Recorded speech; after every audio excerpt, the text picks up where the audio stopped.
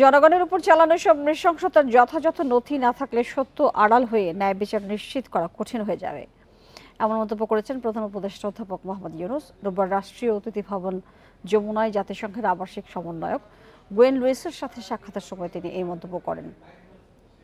অধ্যাপক ইউনূস বলেন, শাপলা চত্বরে বিক্ষোভকারীদের উপর দমন পীড়ন, দেলোয়ার হোসেন সাঈদীর বিরুদ্ধে রায়ের পর বিক্ষোভকারীদের উপর পুলিশের বর্বরতা এবং বিচার বহির্ভূত হত্যাকাণ্ড সহ শেখ হাসিনার আমলে সংঘটিত সব নৃশংসতার তথ্য নথিভুক্ত করতে হবে। জাতিসংঘের আবাসিক সমন্বয়কারী বলেন, এ বিষয়ে প্রযুক্তিগত সহায়তা দিতে এবং বাংলাদেশের জনগণকে সক্ষমতা গড়ে তুলতে সহায়তা করতে চায় জাতিসংঘ।